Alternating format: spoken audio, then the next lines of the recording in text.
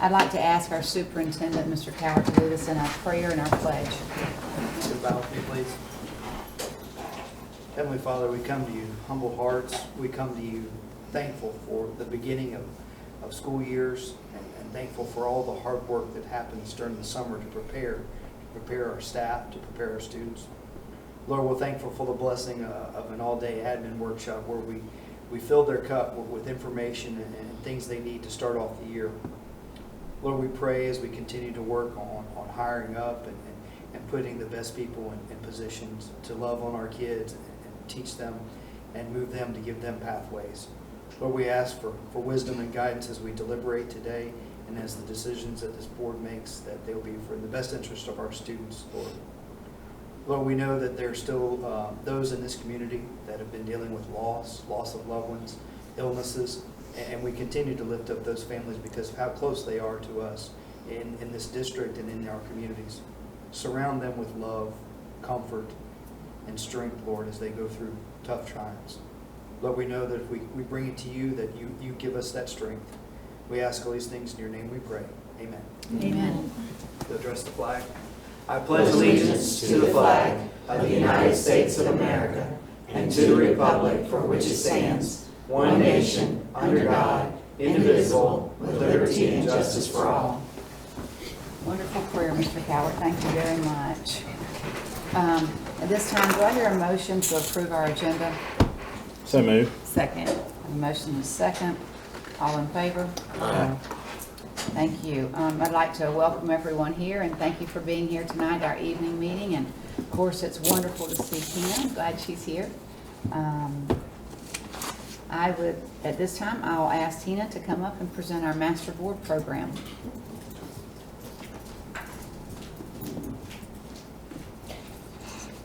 It is fabulous to be here.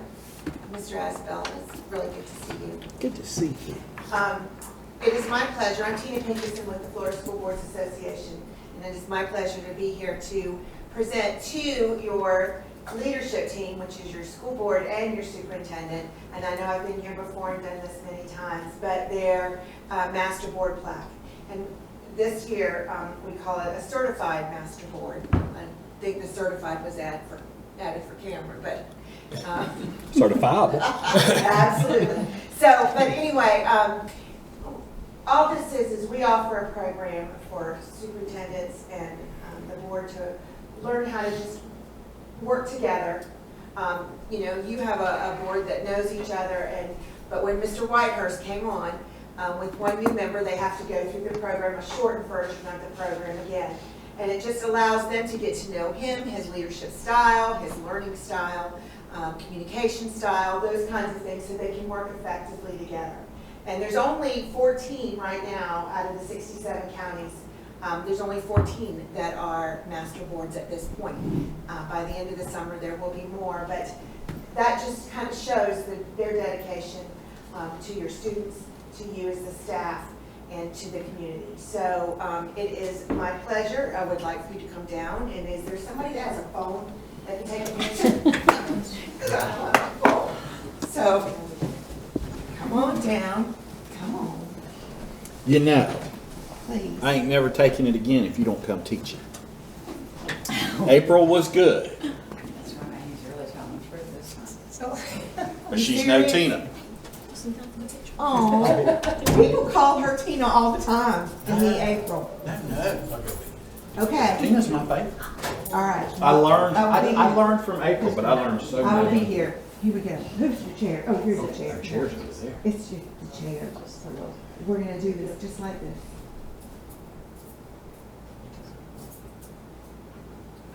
Thank you very Thank you. much. Thank you. And I'll be here next time, but I'm gonna get that. Hey, I dressed up for you. It's still purse right there. Did you get mine?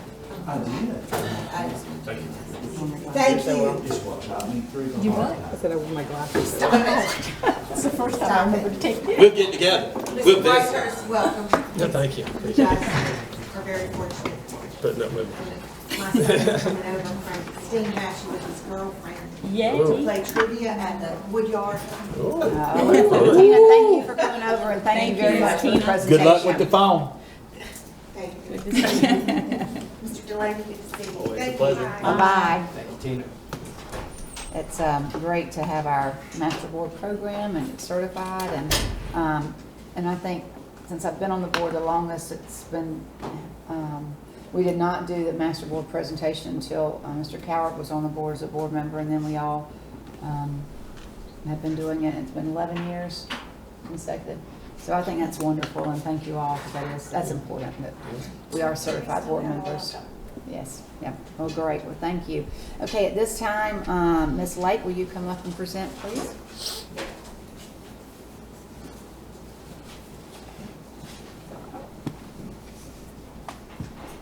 Good evening. I'm going to do a condensed version of the budget workshop and then add in the changes that occurred with the second calculation. Just a quick timeline. So today's our proposed budget.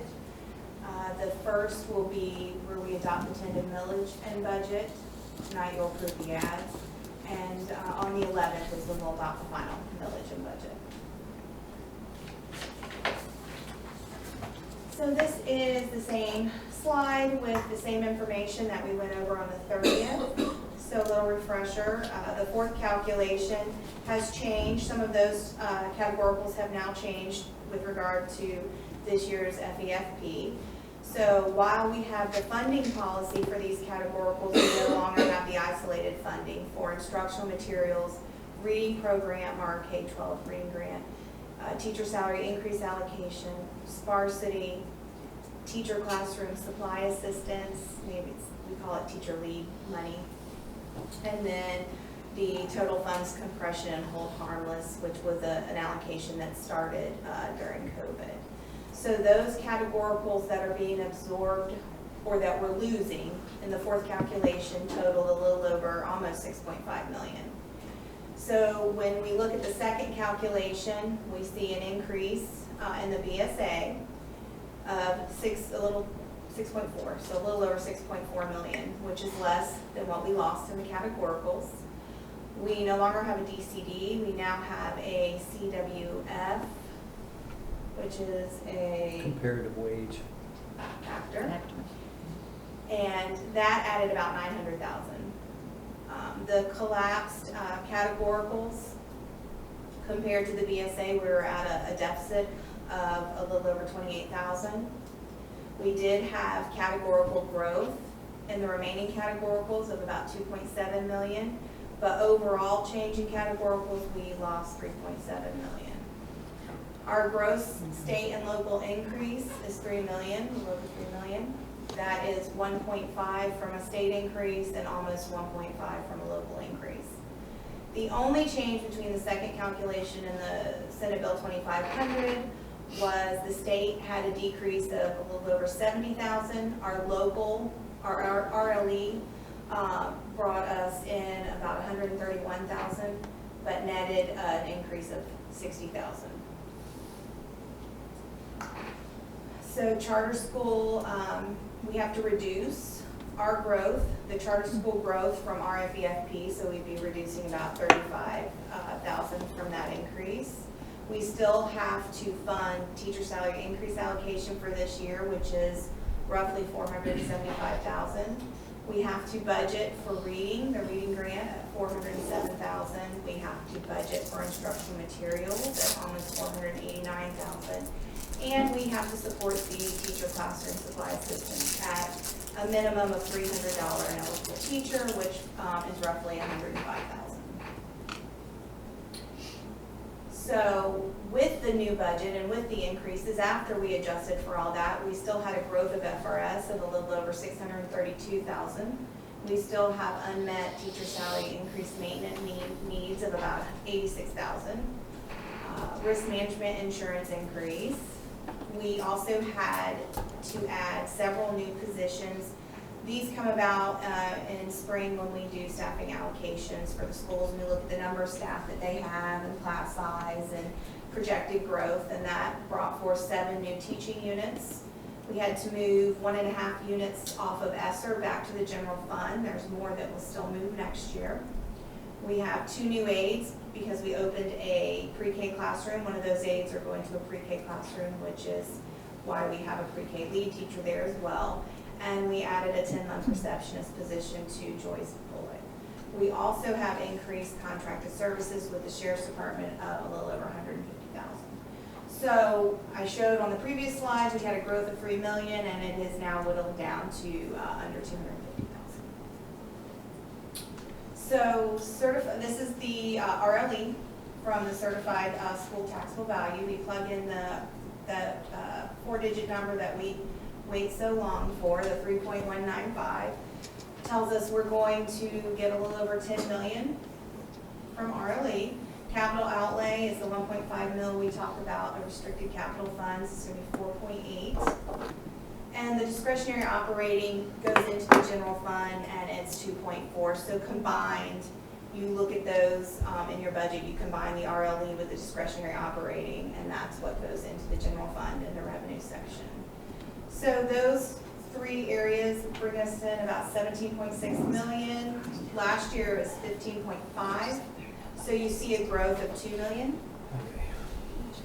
That's not down, it didn't come across, so. Yeah, nobody on the school board, We don't have we that. don't have that. I mean, we can look at it on We the can look thing, at but it, we yeah. just, it didn't download on ours. When I Any of download them. them, sometimes they're so big, they either don't move at the same pace, or they just don't, Is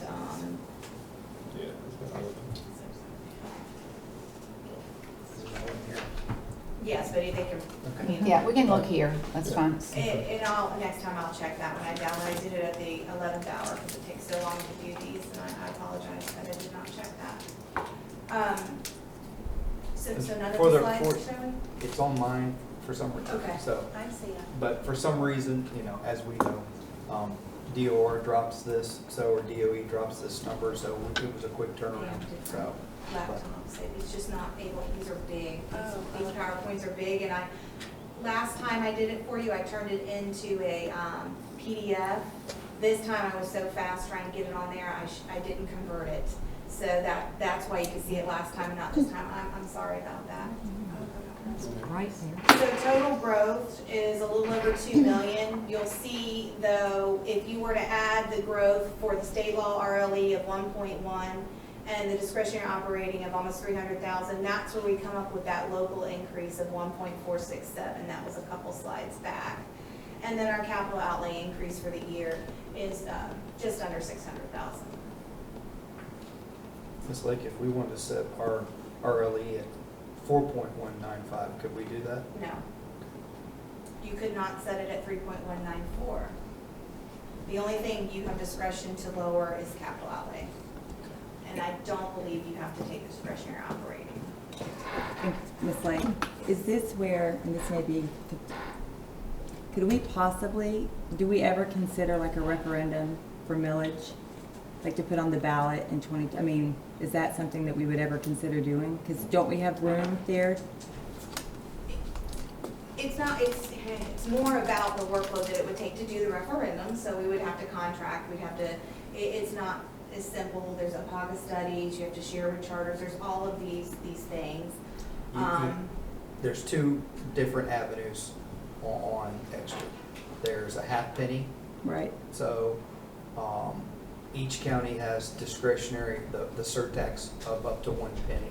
And in many districts, I think out of everyone that I've researched, so the half penny is shared between the county and the school district.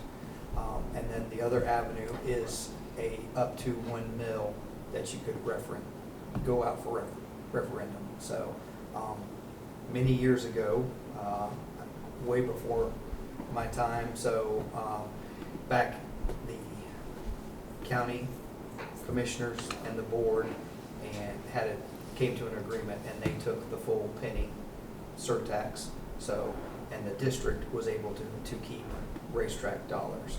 Those racetrack dollars come to about $400,000 is what we get. We net. So net in No, those 200, a little over 200. So, payout. So, and then 1 penny sales tax in Levy County nets about a little over $6 million right now is what the latest revenue estimates, so, that came out of June, so. But there's a process with that. You have to go through an APAGA study with that. Also with that extra millage, there would be revenue sharing with the charter schools. They would be open to that also, so. But And it wouldn't be flexible money. We would have to know how we're gonna spend those dollars. A lot of them, some are salaries, a lot of them are capital, for additional capital. I don't know if you wanna put recurring dollars in something that has to go back up for vote every, was it 4 years? I believe so. So, Yes. and some schools, some districts have them, some don't. But no, that's not I something think that we have. 2010 Levy County, I could be wrong on my figures, it could have been 8, but we went out for the extra mill, 2008, Ms. Brookins. I was here. And it did not pass in our county. Yeah. That's the one unfortunate thing with extra millage rate. As it stands now, the greatest portion of property tax is paid by about 25% in this county. So on the backs of about 25% of our citizens is the bulk of about 80% of the millage. So, but sorry to interrupt you. Good information, thank you. So we'll look real quick at the revenue sources this year. I had the bottom table I had to reduce for scholarships. Scholarships are in every part of my budget. They're in the revenue side and they're in the expenditure side, and they skew the budget. So it looks like we're getting an 11% increase in total revenues. When you adjust for scholarships, you see there's only a 6% growth, with a 4% coming from state sources and 13% growth coming from local sources. This is just a breakdown of the revenue. You see we're 69%, we're supported by state revenues, 26% by local, and 4% by what we call interfund transfers, usually recoveries through different funding accounts like capital or federal. This is the expenditure side, and again, I'm only going through the general fund. I didn't make that clear right now. We'll move on to the other funds in a minute. So in the general fund, this is the expenditure side. You can see there's a 6% growth in expenditures. We have 3%, there's 3% growth in salaries. It's just coming from those new positions, and then onboarding and getting new people and losing and changing and all those good things. And benefits, of course, have increased since we had an increase in the retirement rate.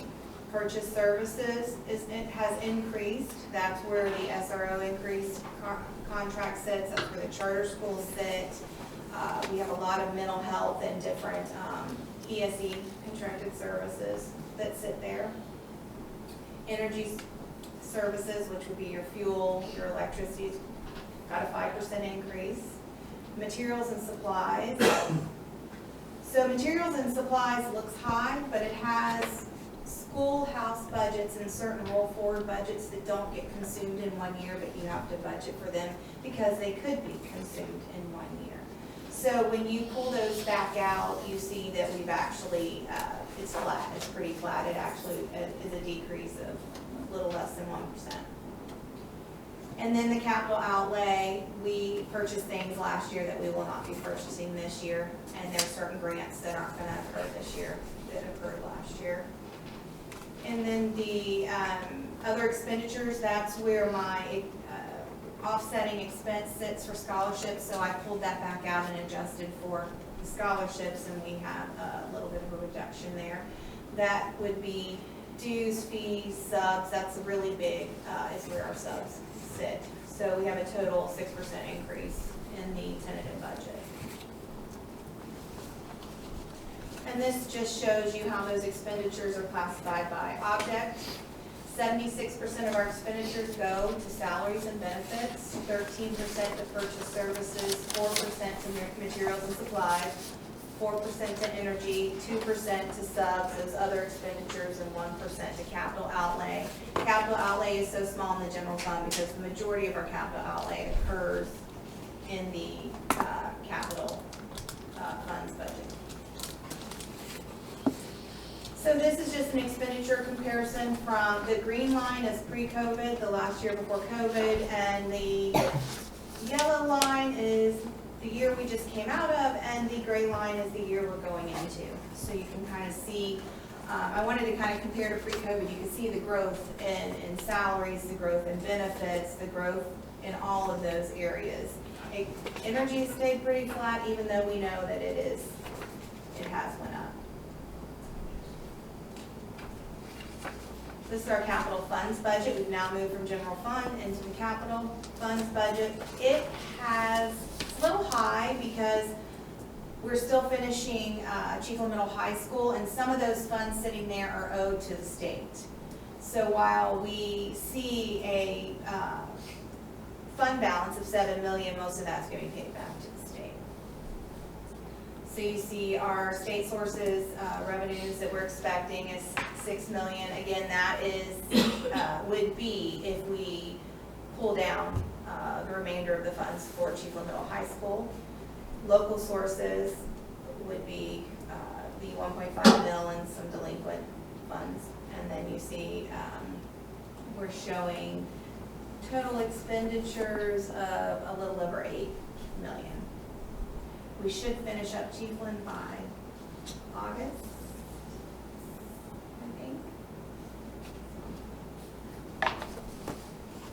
It's our debt service budget. It's the same every year. We have COPS or certificates of participation that we're paying, and our annual debt is almost $667,000. And then the racetrack is on the bottom, and you can see the debt there is a little over $211,000. Our food service budget, we're budgeting revenues for next year at 5.1, expenditures at 5.3, with that ending fund balance for next year.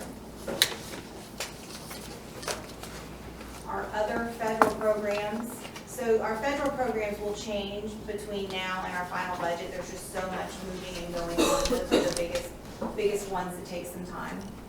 But we're projecting revenues of about 6.3. Your expenditures will always match your revenues. And again, these will be updated for the final budget. Self-insurance. Here you can see we are projecting revenues of a little over $6 million, and we are projecting expenditures of almost $7 million. So those costs are going back up. We don't have the COVID cost recovery that we've had in the years past. These would be the ads that I'm asking for approval for tonight. So we will be noticing a proposed tax increase. So this is the ad. These have all been approved by Department of Revenue. This is the budget summary. Everything I went through in the slides, I'm breaking out the different general funds, special revenue, debt service. All of that information is captured on this one sheet. And then, of course, this is our capital outlay ad that we do every year. We had to, if you look at the far right bottom, we had to add some special language for charter school share capital outlay. And that would be it. Thank you. Do I hear a motion? Second. And we need to read the motion that we need to approve. I move to. First.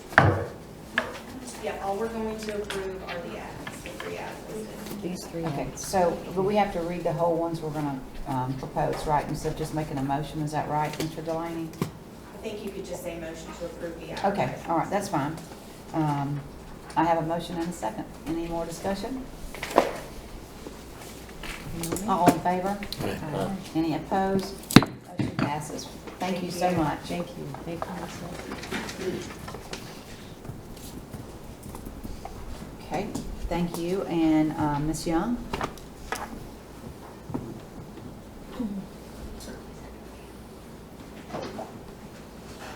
Good evening. Hello. It's really nice to see you guys tonight. This is my first time being Yeah. here. Good to so, see you. I hope I can do what we need to have done tonight. Y'all's plan, the draft mental health plan that was sent to you guys was just uploaded today because we found an error just in the budget, but it's all taken care of today. So what I'd like to do today is talk a little bit about what the plan looks like for the coming year so that we can get your approval to have it sent up to the state by August 1st. That's our deadline.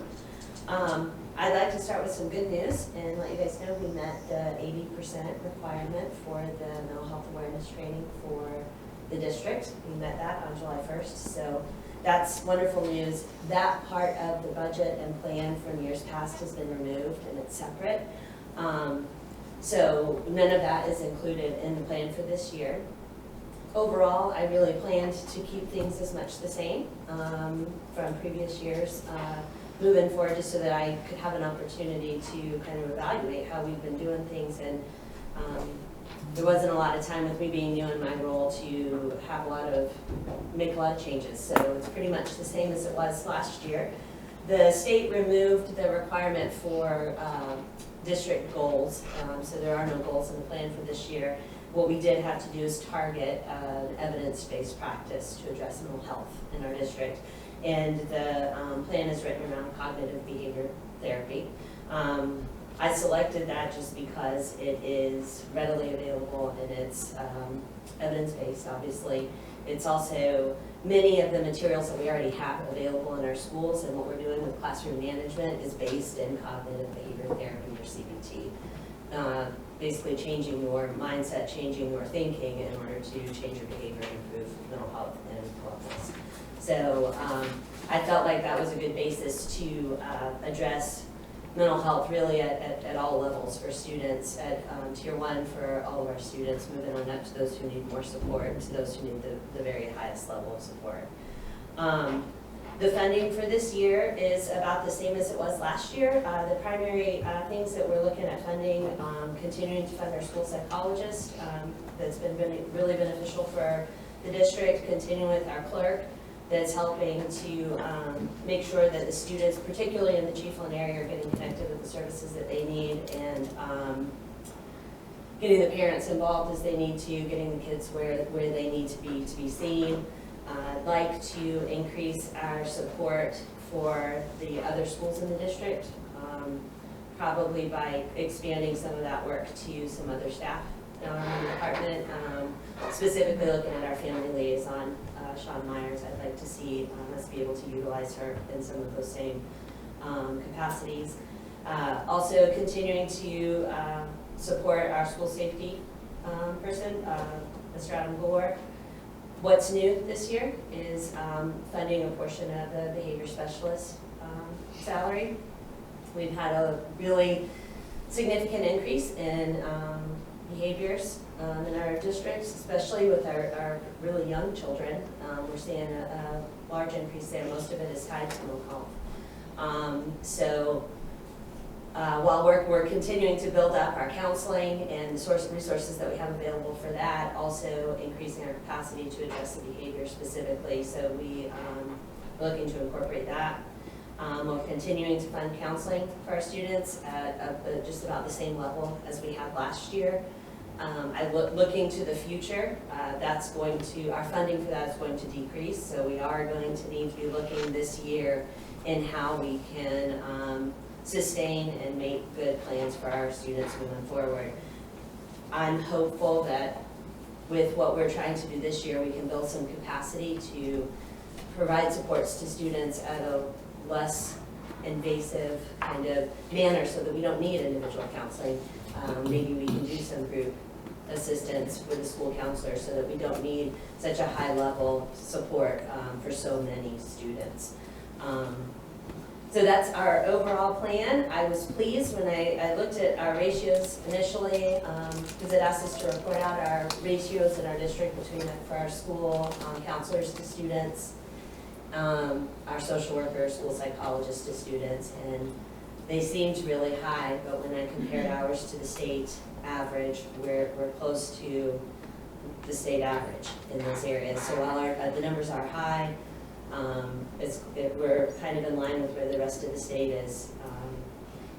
Added, it's not always just about funding and finding those school counselors. Some of it has to do with certification and things like that. It's a difficult area to secure staff. The state is proposing some things, or working towards some things within the resiliency kind of program to provide opportunities for staff to be resiliency, like a resiliency coach is one of them, or like a resiliency endorsed school counselor, I think is what it's called. So there's some additional things coming along to help us continue to support and build up our staff. And that's a big part of the mental health plan, as well as professional development or professional learning for our folks. Do you guys have any questions for me about our plan? I have one. So Yes, ma'am. Ms. Young, we have one school psychologist for the county, right? Yes, ma'am. And then we have just one mental health support staff? Yes, ma'am. And that's for the county as well? Yes, ma'am. She's housed at Chiefville Middle High School. I Okay. think in the past, that's where she has spent most of her time. That's the area that I'd like to see how we can incorporate some of those same things that she's doing, those same, what's the word I'm looking for? Tasks that she's Right. performing. Who else in the district can perform those same tasks Right. in other places? And then we have contracted services that are on our other campuses. And guidance counselors, of course, that, Right. right. Yes, ma'am. And we do contract with other school psychologists. Right. But they don't provide the counseling types of supports. They are primarily involved with evaluations, the testing for students. Thank you. You're welcome. Any other questions? Yes, please, Madam Chair. The governor, when he initiated that funding, added on to that, it probably ties into Mrs. Lake too. How does that hit us? I mean, do we see a bigger percentage with that coming through that will help what you're trying to accomplish? The growth in that allocation was $34,000. Oh. That would be a no. Right. Because I think that's where the struggle is, to pay these people So to there's get another piece them here. that's coming, that's gonna come before you. And Ms. Young talked a little bit about it. You've probably seen Casey DeSantis, First Lady DeSantis, talking about resiliency. And so there's another piece of that that's coming. There is some money tied to it. NEFECT is going to be the grant recipient, but it's gonna then flow. So that's one of the ways that we were able to tack in, and we paid some stipends to be able to do training the day after school finished up for youth mental health. That was the way we were able to get our youth mental health numbers up, to get staff members that weren't trained, trained. So I don't wanna steal thunder on that, because that's coming to you at a later board meeting.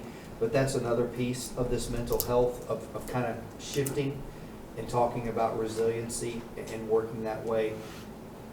Very similar to character education, resiliency, persistence, perseverance, things like that, to kind of help give some coping skills to our students. So they are designing the plane and flying it all at one point, so there's more information that's coming out. So, but there is some dollars that will be allocated to NEFECT that will then flow to NEFECT districts. So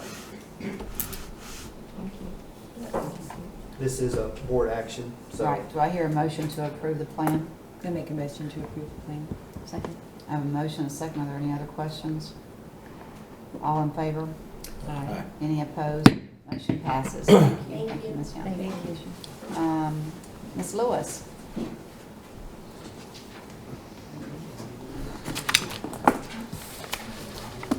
Good evening, everybody. Good evening. So Mr. Howard mentioned flying the plane and designing it while you're flying it. That relates to assessment as well. So I put together, with the help of actually our school teams, I put together some data points for you so that you can see how assessment has looked over the school year, where we've grown, where we've met goals, where we've come close to meeting goals, and where we've not met them. So I've got some pieces here, and what I wanted to do tonight is present them to you, explain what they are. You can take some notes on here, and then let you know what our plans are to address all of the things that are within this, and then let you, walk away from tonight, digest it, and then as we come back, any questions, if you want to reach out to me and ask specific questions about things, anything that I wasn't able to answer well for you tonight, then we can do that and try to get an answer for you, okay? So the first slide is our K2 assessment data, and this one is specific to ELA. And what we're looking at here is the unified scale score, which at the end of the year also matches the 40th percentile. So the state of Florida takes all of the kids, ranks them in order from highest to lowest, marks that 40th percentile, and these percents show the percent of our students in Levy County that were above that 40th percentile. So I did misspeak though, it's not the students in the state. STAR assessment is a nationally normed assessment, so it's actually a national normed percentile, so I apologize for that. So you can see our kindergartners started the year off with 7%. In August, September last year, and then in January we completed progress monitoring 2, and 37% of our kids were at the 40th percentile, and then we finished the year up in PM3 in May with 64%. We just kind of set a general goal because again we're flying the plane as we're trying to figure it out, and so we had just set a 65% goal that we were trying to measure by, and you can see kindergarten was 1 point shy of that goal. First grade is a little different. So first grade starts the year off being assessed in STAR early literacy, which is what kindergarten does the whole year. STAR early literacy for first graders is only in PM1 for all of them. And then if they scored at the magic number of 852, if that was their unified scale score, then they can move on to the STAR reading assessment at PM2. But for PM3, all kids in first grade are required to move to a new assessment, which is the STAR reading. So in no way do I want to say that that's inaccurate assessment, but I just want to point out to you that it's a different assessment from PM1 to PM2. And so our kids in first grade ended at 58% above that 40th percentile. And then second grade, you can see, started off at 21%, moved to 47%, and then ended at 58%. Sticking with ELA, for grades 3 through 10, so these assessment scores would play into our school grades. K2 does not, they're for informational purposes. But do not play a part of school accountability for now. So this is 3rd through 10th grade, but then thinking those last two, many times we would want to mark English 1 as 9th grade and English 2 as 10th grade, but that really can be a mixture of students as far as this school year goes. So 3rd graders took the FAST assessment, which are tied directly to standards. So remembering, I'm sorry I keep jumping back to K2. The STAR assessment is not necessarily tied directly to the standards, the best standards yet. They're working on that, but that's something that's completely in progress, which makes it a little bit hard. We're teaching what we're teaching throughout the school day and the school year, and then the assessment isn't 100% tied. But these assessments, the FAST assessments, were built to assess the best standards. So 3rd grade started off the beginning of the year, 20% of our kids were already scoring at a level 3 or higher. That was very exciting. We talked about that mid-year. PM2, in January, we were at 37%, and then at PM3, we're at 50%, and you can see right next to it on this one, I've given the state average. They've not released state averages for K2 yet, so I did not have that on that slide.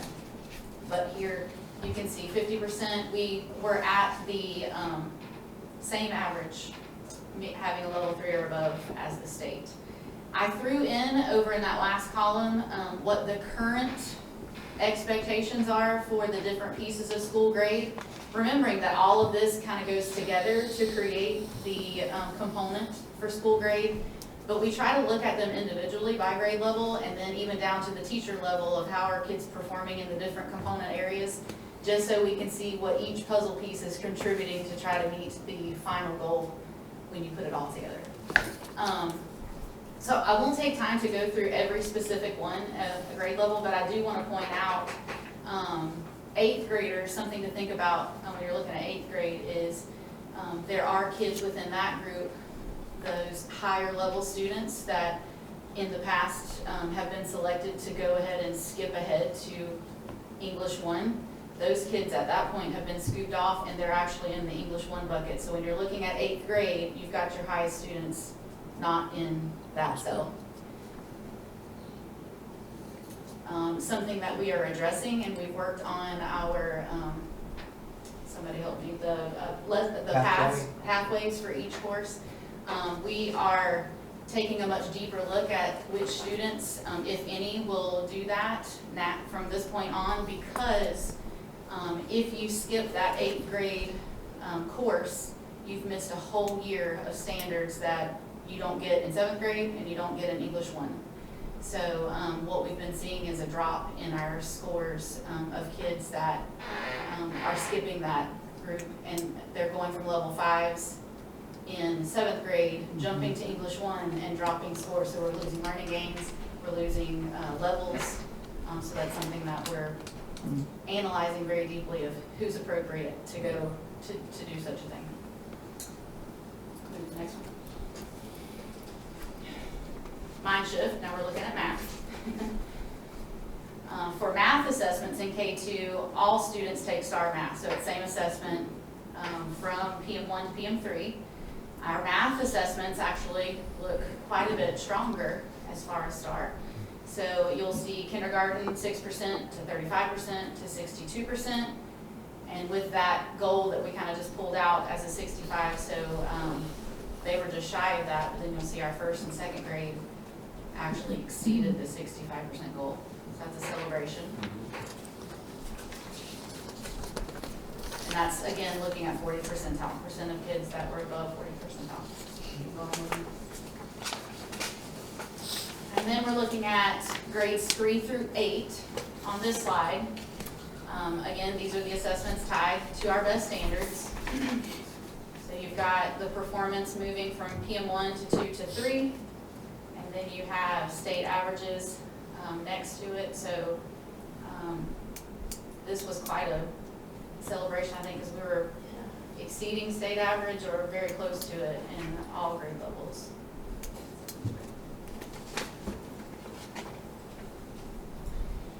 And I just plugged in some informational slides here for you. So this was actually an activity that our administrators completed at our June administrator workshop.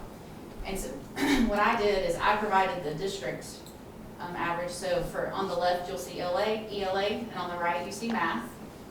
I've got it by grade level. So you've got kindergarten, you've got FAST, STAR, early literacy, and then you have iReady underneath it, because we've still been using iReady as a progress monitoring tool, and then a support for our instruction. So you can see by district and then by each of our individual schools and how they performed by grade level so that they can compare themselves to the district. This one, we did look at that. We looked at a little bit different percentage. We looked at 60% in order to highlight, so anything that's green is above 60%, anything that's red is below it. And then at the very bottom, we did a combined growth score, which would be typical growth, so the percent of kids that made annual typical growth using iReady.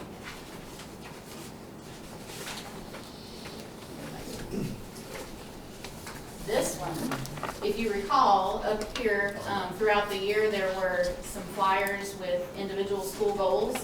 And so on the left-hand side, you'll see a reflection of what was written on the goals as a district. So we set from where our district was performing last year and what we wanted to meet to increase those proficiencies or acceleration points or those kinds of things in each of the components for school or district grade. So on the left, you see what the district goal was. And then on the right-hand side, starting with the district, you'll see if it's red, then we did not even make it, we didn't exceed what we did last year. If it's yellow, we were within the range from where we were wanting to move from. And then if it's green, it was exceeding the goal. So the districts column, like I said, is our district averages. And then what we wanted to do in the same way that we're looking at grade levels before is where each school could kind of pinpoint what their contribution to the district percentages were, so that they could see some successes. So these percents are truly based on what our goal was. Definitely not, where we want to end up being, but based on the district goal. So what are we going to do about it? This slide has been a collaboration with each of us on the district instructional team. We already have been working on school improvement plans based on this assessment data. So that second bullet talks about progress monitoring through quarterly reporting and comprehensive needs assessments. Throughout the year last year, we had quarterly meetings, and then we've done the final report of that and looked at by school, where did they grow, where were their gains, where did they see weaknesses. They've reflected on things that they did that worked, things that looking at the data now didn't work, and then what plans do they want to make for this year through writing their new school improvement goals. Administrator meetings with coaches and counselors, so we're going to continue doing that, reviewing, reflecting, and developing action plans for teachers and students. Those meetings are going to continue being very workshop style of, working on the work, not sit and get, and what's our checklist, what are we, doing next? It's, what do we see, what have we been doing, what worked, what didn't work, making a shift, and moving forward. Continuing reading and math coach meetings and cadres. Quadrant activities by teachers at the student level. So we're looking specifically at which teachers have strengths and proficiency, which have growth, which have both, which have neither, and trying to support teachers in whichever domain they fall into. Targeted professional development for schools, continuing iReady and iExcel individual lesson pathways, and also using teacher-assigned lessons on the skills that they're currently working on. Continuing all of our intensive tutoring, and then opening up the school year with data review activities using Performance Matters. So there's two ways they can now look at Performance Matters. They can move into last year, view how their kids from last year performed in baseball card or in scoreboard, or they can look in this current year, which will have their new students assigned to them, and look at how those new students, they can kind of meet them on paper before they even met their face of how did they perform in the past. So those are two different ways that administrators will be guiding them to open up the school year to set new goals for the year.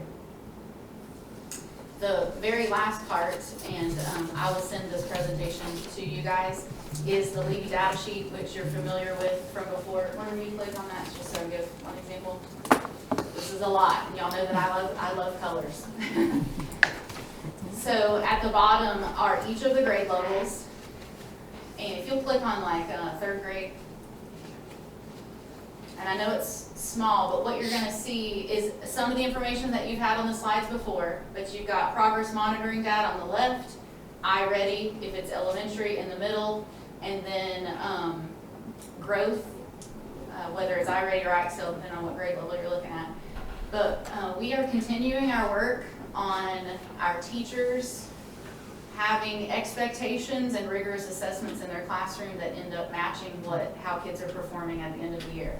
So on that column that has the white and the weird colored red shaded, that is the percent, which is the difference of, I'll try to say this slowly, the percent of kids in their course that ended the year with a final average of an A, B, or C, and the percent of kids that were proficient on the end of year assessment.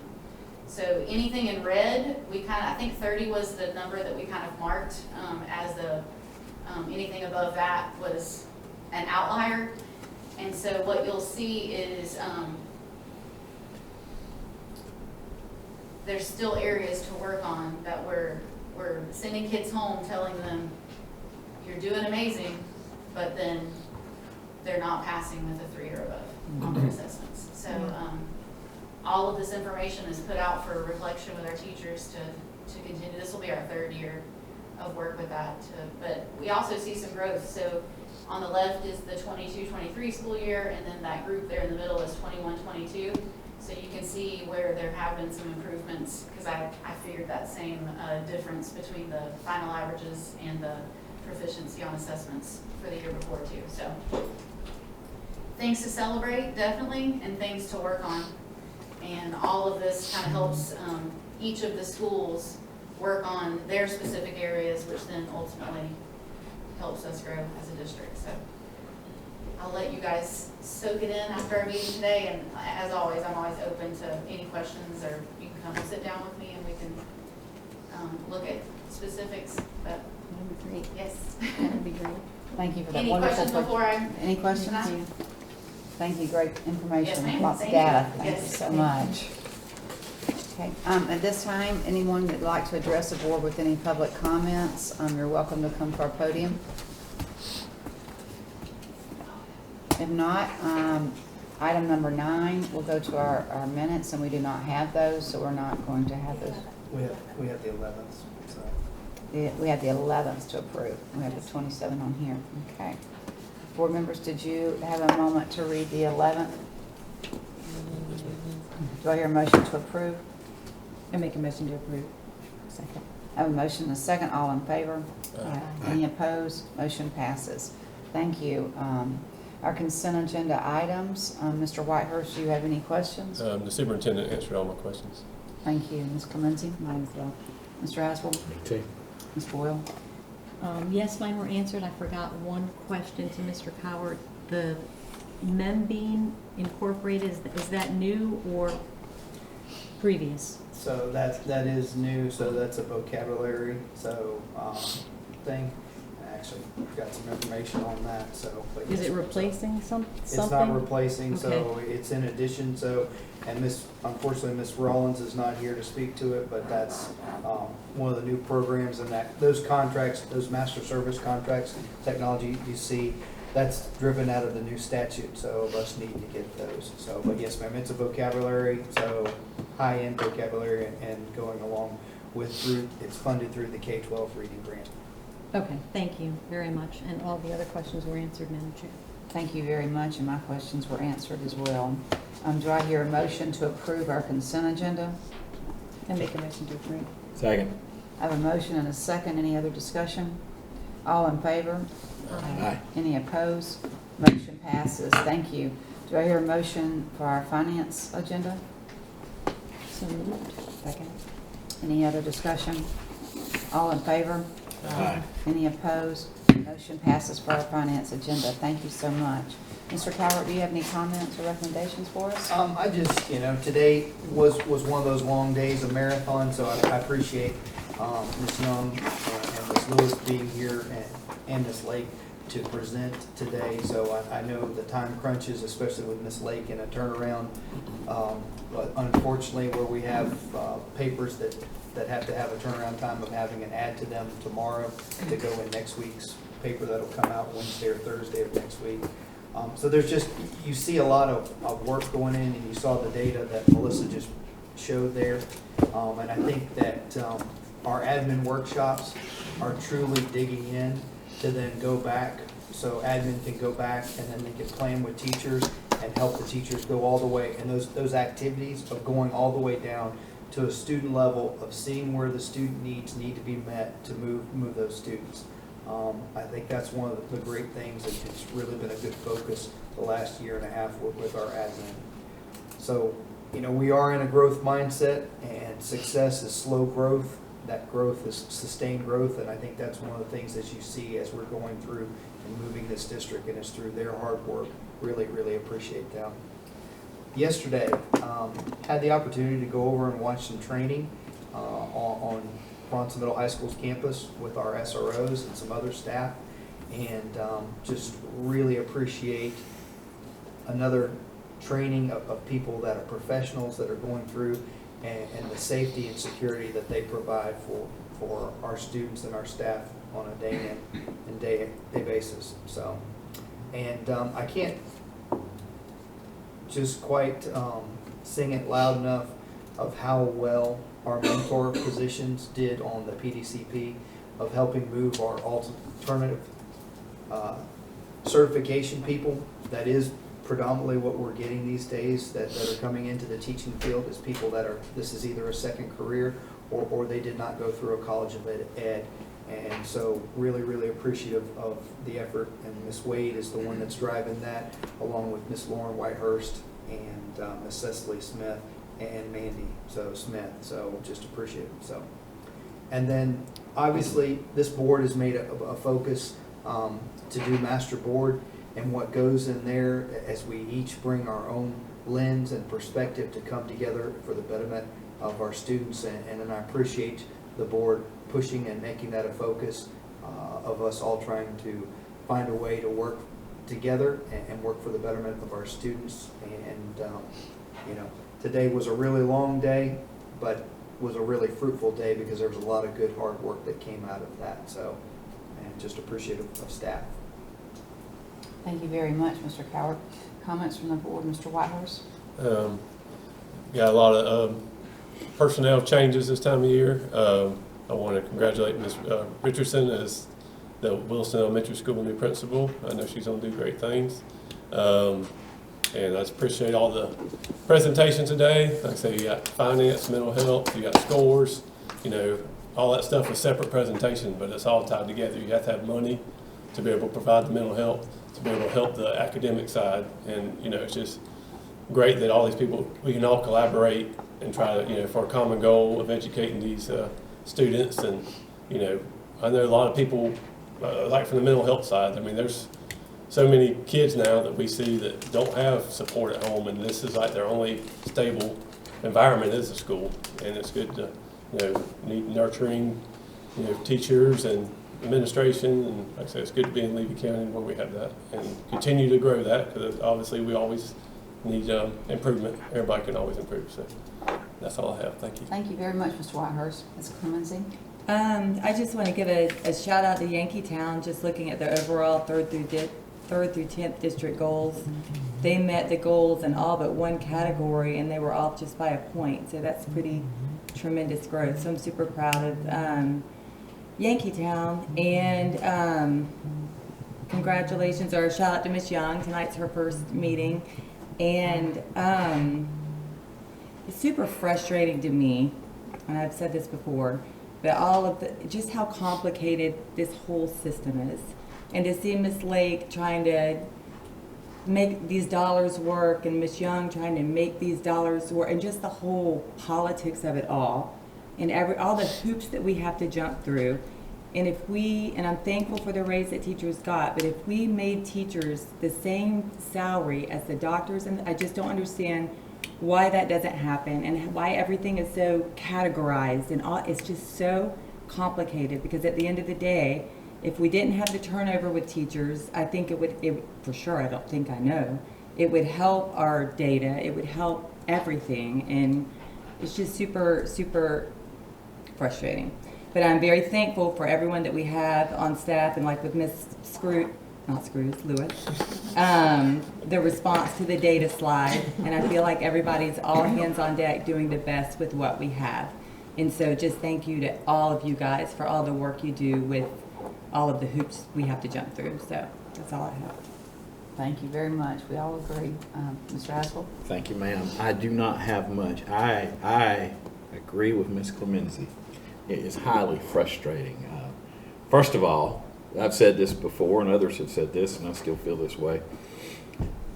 Florida is a unique state, and what works in Miami does not necessarily work in Bronson, Florida, and it sure may not work in Gainesville, Florida.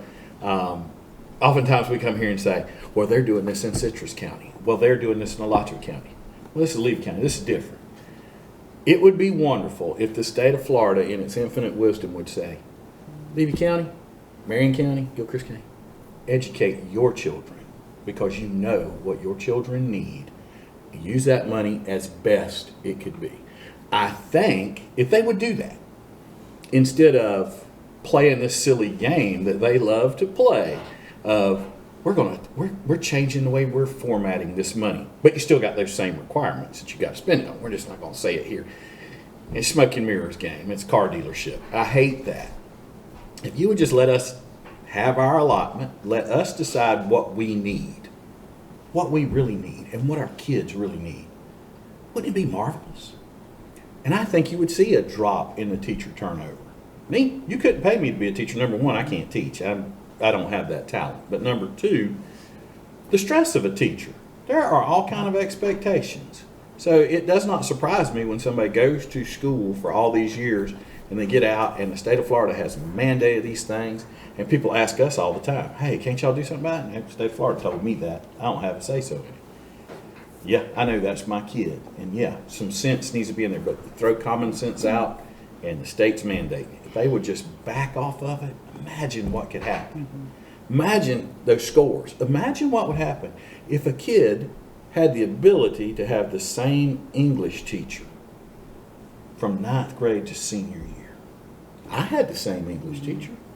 I was a terrible English student, but I have a great appreciation for it. We don't have that now because this year I had Miss So-and-so. This year I had Mr. So-and-so. And it's not anything this bunch is doing. It's just the beast we live with. So it's appalling to me. I think I will always believe home rule is the best. I will always believe that our teachers know our students better than the state of Florida does. Our teachers know our students better than some sort of crazy test score. We need all those, but in reality, we have teachers here. You've sat in those classrooms. I guarantee you every teacher here has had a kid that knew it, but then took the state test and could not get it because of anxiety, because of the inability, because of didn't sleep good that night, because there's something going on at home. But the teacher knows that. You can give me all the data, all that, but I thoroughly, and I will always stand behind, good teachers know what their kids can do and know where their kids are. And I just believe that.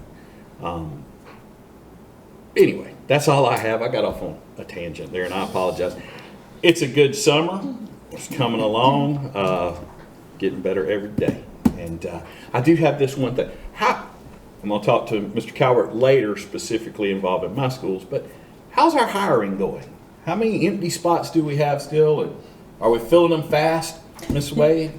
We were at 31 We're about 25. on Monday, and we were down to 25. So Good. you can't eat it all at one time, just little bites along the line, we'll get it. Okay, good deal. Thank you. Thank you, Mr. Mr. Ashby. Lott, we are very thankful. Mr. Lott gets a wonderful list from DOE of people that have applied for certificates, and he forwards that out to our principals, and our principals, or I think there's a saying, something on, stink on something, so they are all over it, so getting after it every day, so. Did you know, have you ever stopped and thought about just why Mr. Lott works so hard and why he's so good at what he does? We know. I have a suspicion, so. I don't have to tell you, but you know. We know. You know? Okay. Thank you, Mr. Thank Ashby, you. Ms. Boyle. I didn't have to say it. Y'all know. We got it. You can be taught. Oh, my goodness. Who's following you? Somebody has to. It's terrible. I echo Mrs. Clemency and Mr. Asbell. It's frustrating. And retaining teachers, I think, is frustrating too. You know, I enjoy the board meetings when we celebrate what the students do, and I think that's great. I will say having a board meeting like this and hearing from the district leaders and getting that data and kind of looking through it together is great too.